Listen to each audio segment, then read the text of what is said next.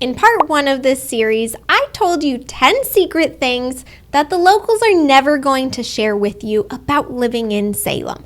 I'm assuming that if you're watching this video, you have already watched part 1 of my Secrets of Salem series. That's a mouthful. If you haven't watched part 1 yet, go down to the description of this video and click on part 1. At the end of part 1, I told you that I was going to give you my honest opinion and answer to the question that you've been dying to know. Is Salem a good place to live? Now remember, I'm somebody who is also relocated to Salem, and everything that I talked about in part 1 of this series is stuff that I had to find out on my own. But the real question is, after everything that I've learned after living here for 5 years, what do I actually think about Salem? I want to give you a bit of context about where I relocated from and the process that actually got me here, because I have a feeling that you're going through the same journey that I did, but clearly you're a little bit more advanced in the process, because back then I obviously wasn't making videos for myself. So bravo to you for doing a better job of researching Salem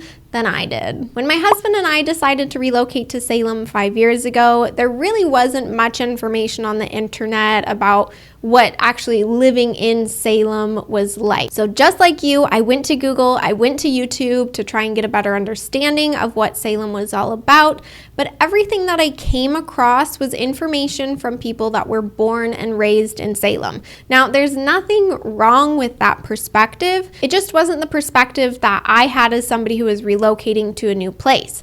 I really wanted the insights and third-person perspective from somebody who was like me, who wasn't born and raised in Salem. And that's really at the heart of why I created my YouTube channel, because I learned that the frustration and difficulties that I had when I was relocating to Salem, those are issues that are not unique to me. And I know that you guys are asking many of the same questions that I did when I was researching Salem. Before I get to my next point, I would love for you to give me a thumbs up if you're watching this video sitting down. Yes, that's very specific, I know. I just want to see how many people watch videos when they sit down. Extra brownie points if you go down to the comments and you tell me exactly where you are watching this video from. For a long time, I really struggled with the concept and the idea of living in Salem, because the only thing that I actually knew about Salem was that it was Oregon's capital. It hosted the state fair every year, and my mom grew up here in her teen years. Now, other than that, I really didn't have a positive view of Salem because it wasn't ever a place that I explored. And to be quite honest, it was actually a place that I avoided. I didn't have a very high opinion of Salem, and it was a really difficult pill to swallow to know that my husband and I were going to relocate here when we had made that decision. I lived in Salem for about 1.5 years before COVID hit, and then of course we all know that we were locked inside for a few years.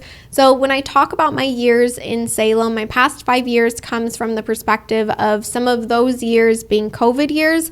But I think after 5 years, even with a few years in lockdown, I have a really good understanding about the city and a much better perspective than I initially did. When I first got to Salem, I had a really hard time finding my groove. I had a very difficult time making friends and figuring out where I liked to hang out and getting used to a much slower pace of life. My husband and I were relocating from Portland, and we were used to the hustle and bustle of the city living and living right downtown. So moving to Salem was a huge shock and mental readjustment of what it really means to live in a small town. I had to get used to not only all of the quirks about Salem, but I also had to get used to the slower pace of life and the provincial feel. The fact that everyone knows everyone here and that your last name holds weight, these were all concepts that were really new to me that I hadn't encountered before. I no longer had my favorite coffee shop to go hang out at. I no longer had my favorite restaurants in town. And I just had no idea where I should take my dog to the vet. Like, every single thing was new to me. And that first year was so incredibly difficult because I just didn't know how to adjust to a place like Salem. I'm not the biggest social butterfly by any means, but in that first year, it was really hard to make friends because I felt like Salem was cliquey. Everyone knew each other, and it was really hard to find my people. Since then, I've definitely integrated with the community, but it took a lot longer and it was more difficult than I had initially expected. Earlier, I spoke about my efforts in trying to research Salem before I got here, and I really wasn't having much luck in finding an outsider's perspective of Salem. The only videos and articles and blog posts that came up were all about Salem from people who were born and raised here. And like I mentioned, that's not a bad perspective. It just wasn't the one that I was needing as somebody who is relocating here.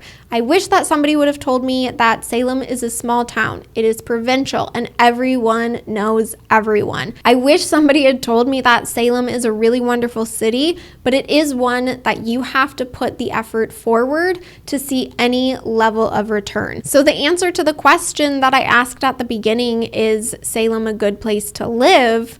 My answer after 5 years is yes. Salem is an incredible place to live, but like any city, you are going to find that it does come with its own unique challenges. It's going to take some time to integrate yourself, but just know that the people are welcoming, the city is relaxing, and you are going to fit right in, even if you're a Portland weirdo like me. If you enjoyed this video, you are most definitely going to want to watch this video next, and I can't wait to see you next time. Bye, friends.